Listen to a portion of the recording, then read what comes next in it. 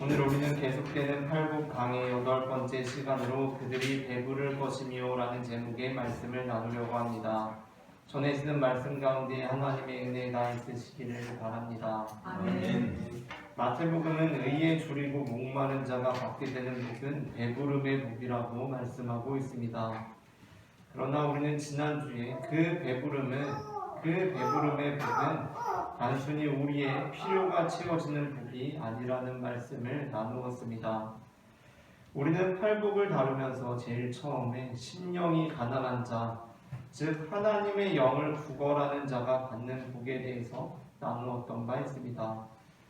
팔복은 우리가 가장 먼저 하나님의 영을 구걸하는 자들이 되어야 함을 말씀합니다.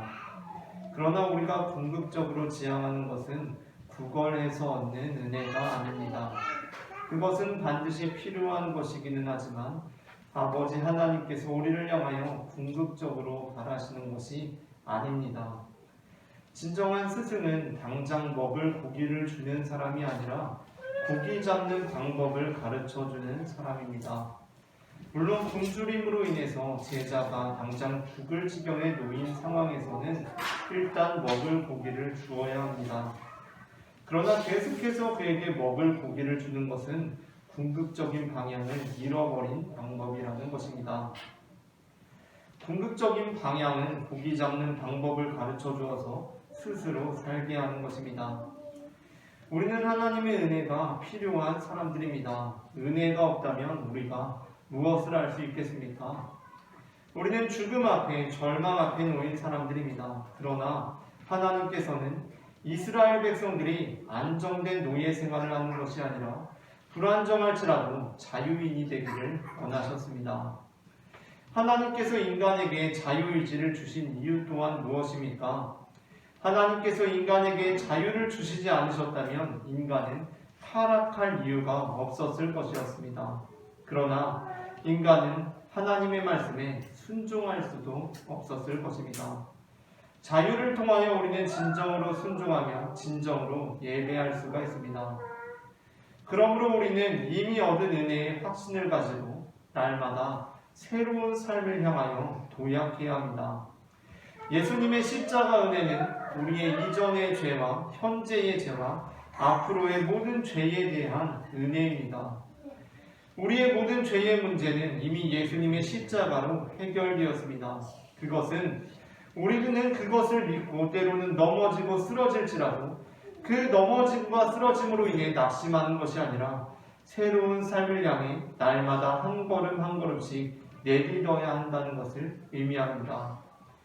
우리는 때로 우리 자신의 연약함, 우리 자신의 우둔함을 간과하고 무시함으로 성장할 수 있습니다.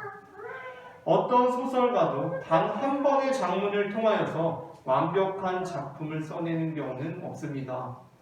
거의 모든 소설가들이 처음에는 초고를 작성합니다.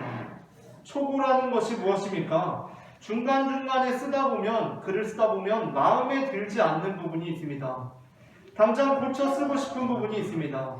이 부분에서 좀 더 세밀하게 잘 쓸 수 있을 것 같은 생각이 듭니다. 그러나 그렇다고 하더라도 그냥 그 부분을 지나치고 다음 내용들로 나아간다는 것입니다.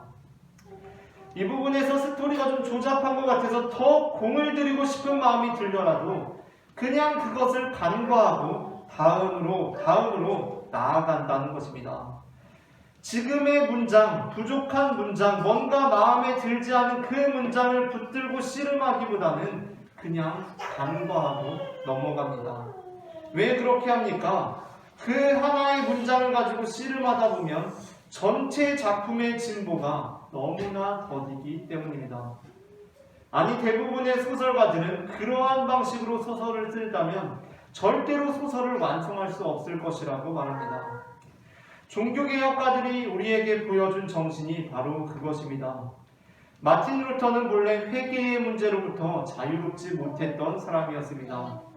그는 자신이 지은 죄를 하나님께 고백하여 용서를 받아야 한다는 감각에 휩싸이곤 했습니다. 그래서 하나님께 날마다 회개의 기도를 올려드렸습니다. 그런데 문제는 하루의 일과를 마치고 늘 그날 지었던 죄에 대해서 회개를 하곤 했는데 어느 날은 오늘 지었던 죄를 회개하는데 어제 지었던 죄가 떠올라서 어제의 죄까지 회개하게 되는 것이었습니다.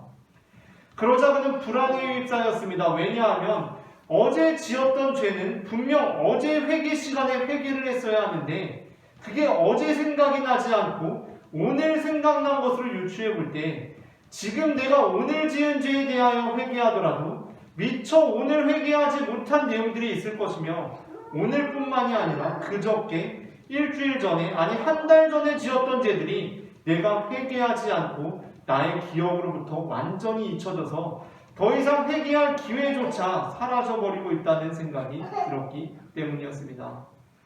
그리고 그것이 그에게는 다람쥐 쳇바퀴가 되었습니다. 나의 죄악, 나의 연약함, 나의 우둔함, 그 회개의 굴레에서 벗어날 수가 없었던 것입니다. 그는 계속 자기가 지은 죄들을 생각하며 회개만 하고 있는 것입니다. 그러한 상황 속에서 그를 구원한 것이 바로 오직 은혜라는 하나님의 응답이었습니다. 중요한 것은 회개의 전제가 되는 그 은혜라는 것입니다.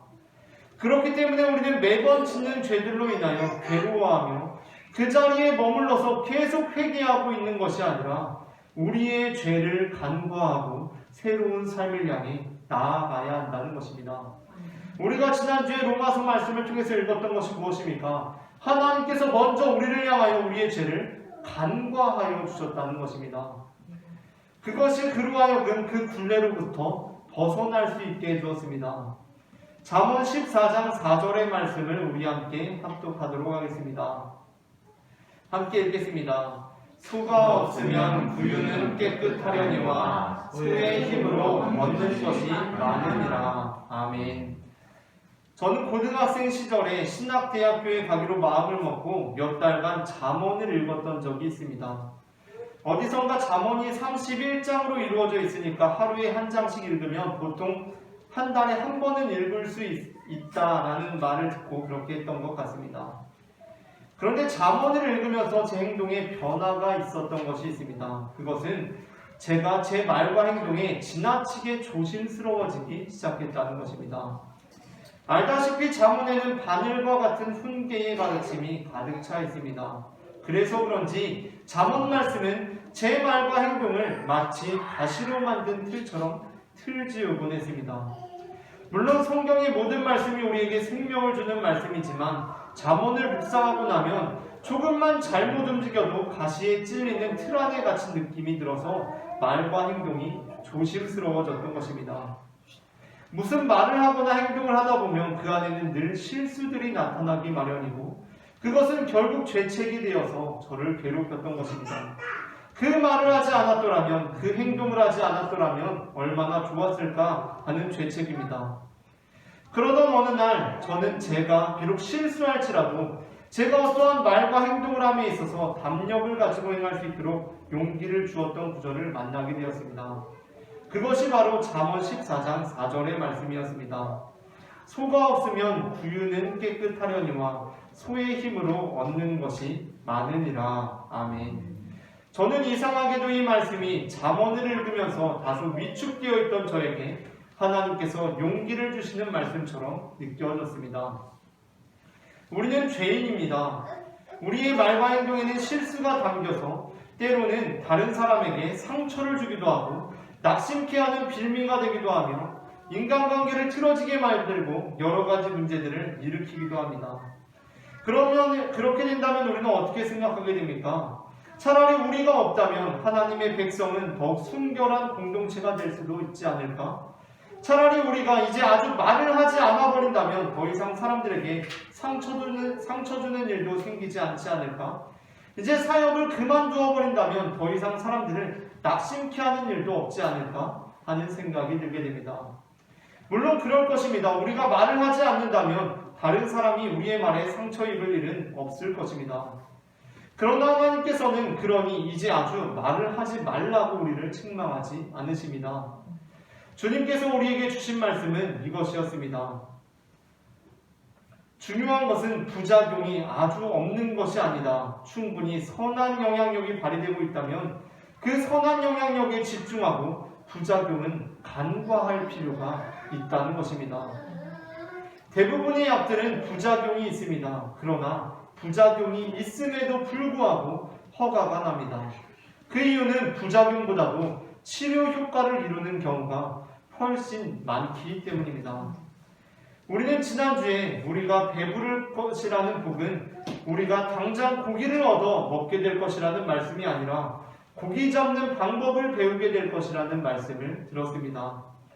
하나님께서는 우리가 움켜진 은혜로 짜장면을 사 먹고 포만감을 느끼며 만족해하는 것이 아니라 우리가 은혜를 받았으면서도 은혜 없이도 살아갈 수 있는 자들이 되기를 원하십니다. 보네퍼 목사님은 그리스도인은 하나님 앞에 살아가는 자들이라고 말씀하시면서 동시에 하나님 없이 살아가는 자들이라고 말씀했습니다. 특별히 우리는 오늘 본문에 이르러서 우리가 의에 줄이고 목마른 것이 배부름을 얻기 위한 수단이 되지 않도록 조심해야 합니다. 여기서 배부름은 이 세상적인 우리 욕망의 실현이 아닙니다. 예수님께서는 우리에게 그러한 배부름을 주시는 분이 아니십니다. 요한복음 4장에서 예수님께서는 한 사마리아 여인을 만나십니다. 그 여인은 물을 기르러 나온 여인이었습니다. 그녀에게 예수님께서 주신 생수는 무엇이었습니까? 물이었습니까? 그렇지 않습니다. 예수님께서는 그녀에게 생수를 주시는데 그것은 물이 아니라 바로 예수님 자신이었습니다. 요한복음 4장 14절 말씀을 함께 읽어보도록 하겠습니다. 내가 주는 물을 마시는 자는 영원히 목마르지 아니하리니 내가 주는 물은 그 속에서 영생하도록 솟아나는 생물이 되리라. 아멘. 오늘 본문의 배부름 역시 마찬가지입니다. 이 배부름은 의에 줄이고 목마름을 통해 얻게 되는 세상적인 보상이 아닙니다. 그러니까 의와는 동떨어진 우리가 굶주려 있던 그 의와는 별개의 보상이 아니라는 것입니다. 의에 줄이고 목마름에 대한 배부름은 바로 의의 실현 그 자체입니다. 오래전에 의사를 장래희망으로 적어낸 청소년들이 의사가 되고 싶은 이유를 적어냈는데 적지 않은 청소년들이 의사는 돈을 많이 벌기 때문이라는 기사를 읽은 적이 있습니다. 저는 그 기사를 읽으면서 두려운 생각이 들었습니다. 돈을 많이 벌기 위해서, 돈을 많이 벌기 때문에 의사가 되고자 하는 청소년들이 진짜 의사가 된다면 어떠한 일이 벌어지겠습니까? 아마도 진짜 생명과 환자들에 대한 사랑과 사명을 가지고 의사가 된 사람들은 이 세상에 환자가 한 명도 없다면 참으로 행복한 사람들이 될 것입니다. 왜 어린 시절에 가족 중에 누군가가 특별한 병으로 세상을 떠나게 되어서 그 병을 치료하는 의사들이 그 병을 치료하기 위해 의사가 된 사람들의 이야기가 있지 않습니까? 그 사명을 가지고 의사가 된 사람들은 어떠한 일이 벌어졌을 때 가장 행복해하겠습니까? 세상에 그 병에 걸린 환자가 다 온전한 치료를 받아서 아주 없어지는 것입니다. 그러나 돈 때문에 의사가 된 사람은 그렇지 않습니다. 그에게 환자가 없어지는 것은 큰 위기이며 그는 오히려 환자가 더 많아지기를 바랄 것입니다. 얼마나 소름 끼치는 일입니까? 나를 치료하는 의사가 사실은 내가 완전히 치료되지 않고 계속해서 자신의 환자로 남아주기를 바라고 있다니 말입니다. 그런데 많은 그리스도인들이 하나님을 믿는 이유, 예수님을 믿는 이유로 잘 먹고 잘 살기 위해서라고 대답합니다. 수많은 이유들이 있지만 대체로 잘 먹고 잘 살기 위해라고 종합될 수 있을 만한 대답을 합니다. 그러니까 의에 줄이고 목마른 이유가 배부르기 위해서라는 것입니다. 만일이 배부름이 우리가 추구하고 있는 이유와는 전혀 상관이 없는 우리 육신의 배부름이라면 이것은 정말 두려운 일입니다. 예레미야 2장 11절부터 13절 말씀에서 하나님께서는 이스라엘 민족을 이렇게 책망하십니다. 다 함께 예레미야 2장 11절부터 13절 말씀을 합독하겠습니다. 어느 나라가 그들의 신들을 신 아닌 것과 반일이 있느냐? 그러나 나의 백성은 그의 영광을 무익한 것과 바꾸었도다. 너 하늘아 이 일로 말미암아 놀랄지어다. 심히 떨지어다. 두려워할지어다. 여호와의 말씀이니라. 내 백성이 두 가지 악을 행하였나니 곧 그들이 생수의 근원이 되는 나를 버린 것과 스스로 웅덩이를 판 것인데 그것은 그 물을 가두지 못할 터진 웅덩이들이니라. 아멘. 하나님의 의에 대한 주림은 하나님의 의의 실현으로 채워져야 합니다. 우리 인생의 궁극적인 공허함은 우리 인생의 궁극적인 양식이 되는 예수 그리스도로 채워져야 합니다. 그런데 많은 그리스도인들이 하나님의 의에 대한 주림을 우리의 정욕으로 채우려 하며 우리 인생의 궁극적인 공허함을 썩어 없어질 것들로 채우려 합니다. 하나님께서는 그것이 곧 생수의 근원이 되는 자신을 버린 것이며 스스로 채워지지 않는 웅덩이를 파는 것이라고 책망하십니다. 사도 바울은 로마서 14장 17절에서 이렇게 말씀합니다. 함께 합독하겠습니다. 하나님의 나라는 먹는 것과 마시는 것이 아니요 오직 성령 안에 있는 의와 평안과 희락이라. 아멘. 아멘. 의사가 되었는데 환자가 없다니, 그래서 돈을 못 번다니 얼마나 황당하고 김새는 소리입니까? 하나님의 나라는 먹는 것과 마시는 것이 아니라는 이 본문이 말씀하시는 배부름이 우리 욕망의 실현이 아니라니 어떤 분들에게는 낙심되는 일일지도 모르겠습니다. 그러나 정말 의에 졸이고 목마른 사람에게는 다른 어떠한 보상이 중요한 것이 아니라 그 의가 실현되는 것 자체가 가장 큰 기쁨과 위로가 됩니다. 예수님께서는 육신의 떡을 구하는 자들에게 진정한 떡이 무엇인지 이렇게 말씀하셨습니다. 요한복음 6장 34절부터 35절입니다. 다 함께 합독하겠습니다. 그들이 이르되 주여 이 떡을 항상 우리에게 주소서. 예수께서 이르시되 나는 생명의 떡이니 내게 오는 자는 결코 줄이지 아니할 것이요 나를 믿는 자는 영원히 목마르지 아니하리라. 아멘.